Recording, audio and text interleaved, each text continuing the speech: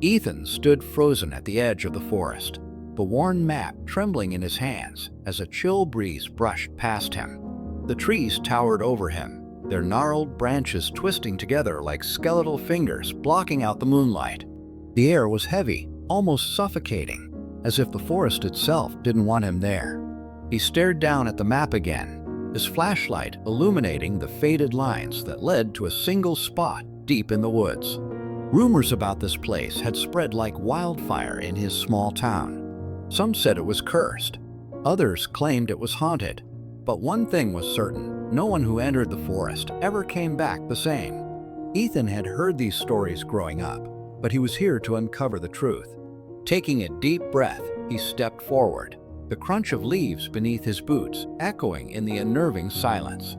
The usual sounds of the night crickets, owls, the rustle of small animals were nowhere to be found. Instead, there was only the sound of his own breathing and the occasional creak of a branch high above. As he walked, the trees seemed to close in around him, their shadows stretching out like dark claws. Every few steps, he stopped and turned, convinced he was being watched. But there was no one there, only the endless rows of trees, their twisted trunks resembling figures frozen in time. Suddenly, his flashlight flickered. Ethan cursed under his breath, tapping it against his palm. When the beam steadied, he noticed something he hadn't before. Strange carvings etched into the trees around him. They weren't random scratches. They were symbols, intricate and deliberate. Some looked like eyes, others like coiled serpents, or strange runes he couldn't decipher.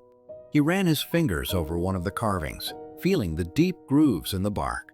Who would do this? He muttered to himself, though he already knew the answer. The stories always mentioned the symbols, said they were warnings left by the first settlers who had tried and failed to tame the forest. As he continued, the ground beneath him began to change.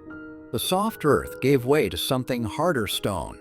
Ethan's flashlight revealed a path of ancient, moss-covered stones leading deeper into the forest. The stones were cracked and weathered, but they formed a clear trail, as if inviting him to follow. The air grew colder with every step, and that's when he heard a faint whisper.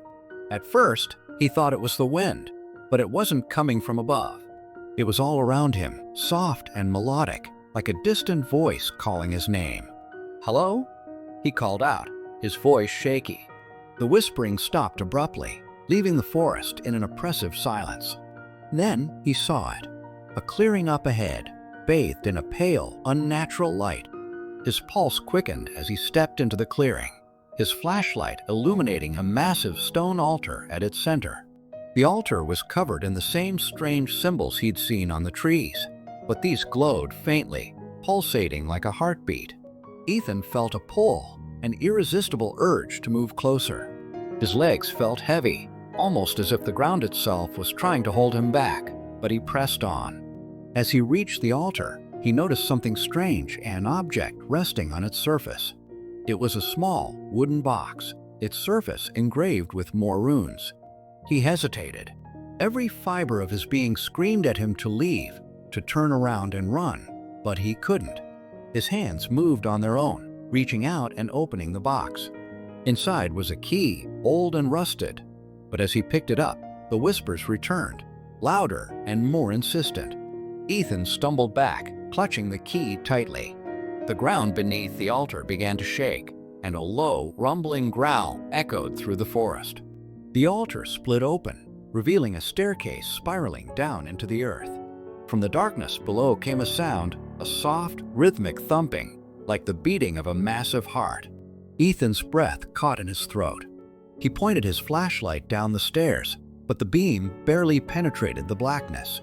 That's when he saw it, a pair of glowing eyes staring back at him. They were too far apart to belong to any human or animal he knew, and they blinked, slow and deliberate. The whispers grew louder, transforming into a cacophony of voices overlapping one another. Ethan stumbled backward, his flashlight flickering wildly. The ground shook violently, and the air was filled with the sound of cracking branches and shifting earth.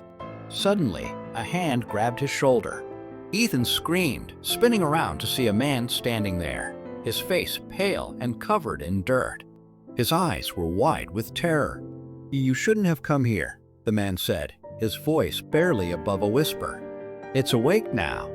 You have to leave before." A deafening roar cut him off. Ethan turned back to the staircase just in time to see something massive emerging from the shadows. He didn't wait to see what it was. Dropping the key, he turned and ran, the whispers now deafening, chasing him through the forest. Branches clawed at his clothes and face as he sprinted, his flashlight long forgotten. Behind him, the roar grew louder, and the ground shook with every step. He didn't stop until he burst out of the trees and into the open air, collapsing onto the ground. When he looked back, the forest was still. The whispers were gone, and the trees stood as silent sentinels, hiding whatever horrors lay within. Ethan vowed never to return, but deep down, he knew the forest wasn't done with him.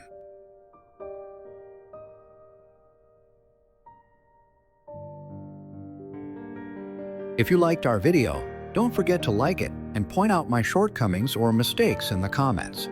Don't forget to subscribe for new content. Thank you.